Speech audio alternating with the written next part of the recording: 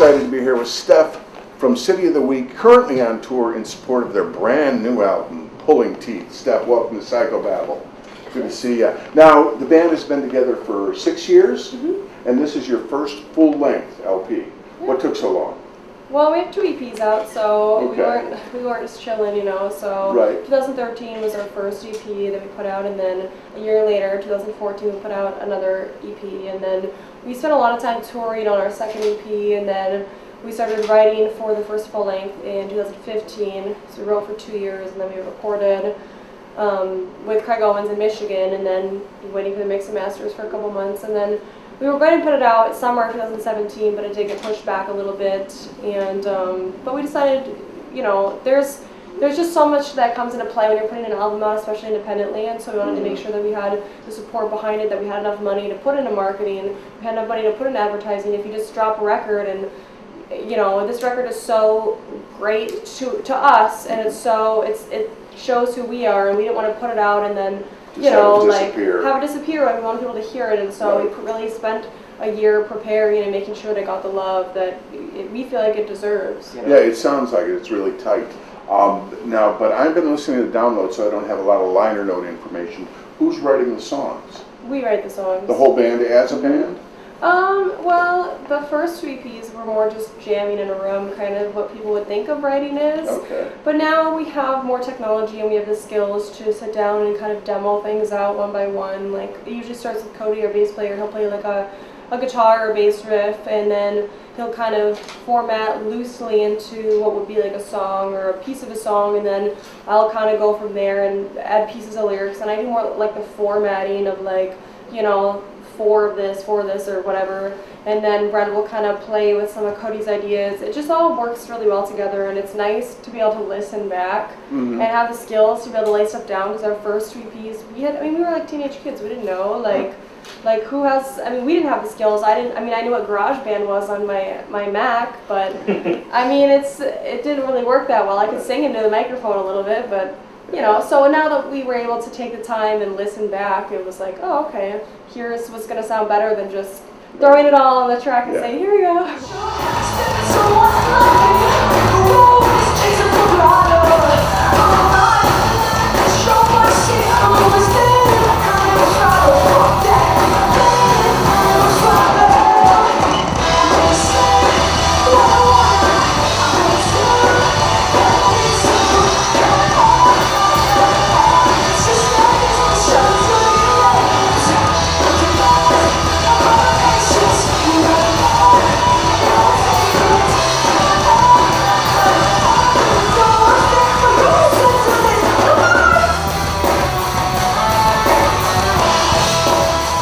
Are you handling the lyrics mostly yourself? Or? Yeah, I do all the lyrics. Oh, that's great. Yeah, as a public service announcement, I would advise people not to date a songwriter unless your behavior is above reproach.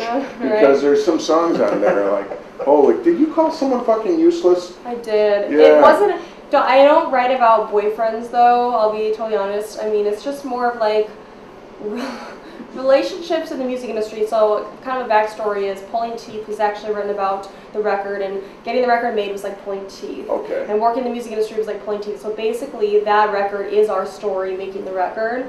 And so every single song in there has something to do with making the album or us being in the music industry. So we looked back along the first, 4 or 5 years of our career when we started writing, and that's kind of what it kind of led to. And so, yeah, I did call somebody fucking useless. It feels good to hear that. Yeah, there's a lot of them. You don't have to date someone for them to be fucking useless. That's true. That's true. So now, recording and producing a wonderful piece of music is one job. Getting out there on the road and selling it is another thing, and that's something you have to do these days to survive as a band. Is that lifestyle, do you find that conducive to you? Are you enjoying being a road warrior? Yeah, we're definitely a touring band. Some bands aren't so much touring bands. They'll try and do more like publishing or find other ways of income, but we just like touring. That's kind of what took so long making the record. I mean, we were out on the road all of 2014, a lot of 2015, most 2016 and 17. Like, we just never came off the road. Most bands will take like a year off the road, maybe 2 years, and we just didn't. So writing a record while you're out on the road, it's just like a lot. So I mean, it's going to take longer when you're playing shows every night. You have press every day. Like, it just took us a while, and because we didn't want to come off the road. Like, I feel like we're an independent band, so the second we come off the road, we're going to become irrelevant. In my opinion, and I mean, I hope that's not true, but I want to get out there, and seeing people and interacting with them keeps you alive. I mean, hearing how they relate to your music and that it actually has an effect on them is what has an effect on us. Well, and I read somewhere that you guys were on schedule to perform your 400th show? Yeah, this year we'll hit 400 at some point. What are you at now? It was like 360 something. I did a count earlier this year, and we usually do between 85 to 120 shows every year. So we'll hit 4 something this year, but we just don't know exactly how many shows it'll be. I also read that some of the band's personal interests includes animal rights and the Waffle House. You got our Facebook page. Yeah. You aren't combining those, are you? No. We put that on there in 2012 when we made the Facebook, pretty much, because our first ever like tour, we were going down to a music conference in Atlanta, and we decided to book a couple shows around it. You know, like, this is before we even had a CD out. Like, we were just like babies, and we didn't know anything.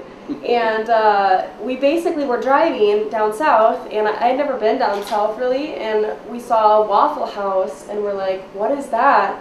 Like, we didn't know, and we're like, let's go there. I mean, I love waffles, but I love breakfast food.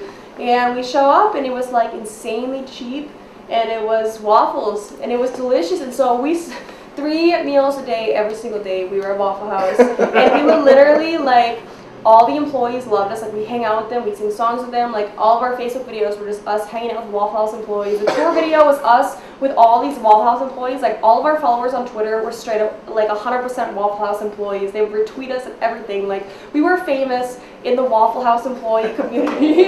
And so we just put that on there because we were like jacked on Waffle House, and we called it the Waffle House tour then. So yeah, and then we grew up and discovered there's other restaurants other than Waffle House, but we still go there. I mean, it's great, it's cheap, and you know. City of the Week brought to you by Waffle House. And you've gotten a chance to play with some of the bigwigs, some of your idols, I'm assuming. Any favorites that come to mind? I think playing with Ozzy was really life-changing. It's not like I was really a huge fan growing up. I wasn't really a fan of anybody growing up because I didn't really have a lot of music. Like, I remember hearing Shania Twain on our country station when I was like, I don't know, 8. And that was kind of what I listened to for a couple of years, because my parents would listen to music. We didn't have the internet really there. Like, I'm from Montana originally. Oh, wow. So we had dial-up till I was like, I don't know, mid-high school. So, I mean, I couldn't really use it. And but I remember specifically when I was like, I want to say like 7 or 8, I was watching E, and he has this show on there, and I remember seeing him, and I was like, who's Ozzy Osbourne? I remember asking my mom, who's Ozzy Osbourne, Mom? And she's like, don't watch that. She's really conservative. That's good parenting, by the way. She's like, don't watch that. And I was always so curious. And then when I was in high school, I was in a pep band, and we played some of his songs. We played Crazy Train, obviously, along with a couple others. And I was like, I put 2 together. I'm like, oh, that's Ozzy Osbourne. And then obviously then I got educated and learned the rest of the world outside of Montana and, you know, my house, and realized, you know, he's actually like a legend. He's the Prince of Darkness. For yeah, he's a legend, and so it was cool then getting booked and playing the same stage. It was just like, you know, my first experience with rock and roll, seeing and hearing about it, and here I am opening. Like, when I was like 7 or 8, I never would have, you know, when I asked my mom about who's Ozzy Osbourne, I never would have thought, holy shit, like, I'm literally on stage with him right now. Like, his production is like 2 trailers down from us. If you'd have told 7-year-old me I would be opening for him, this dude on, you know, TV with this British accent or whatever, but it was just incredible. Well, we're not going to keep you much longer. You got a show to do tonight. You want to save those pipes. What do people need to know about City of the Week? Check out our new record, Pulling Teeth. and it's out everywhere on iTunes, Apple Music, Spotify.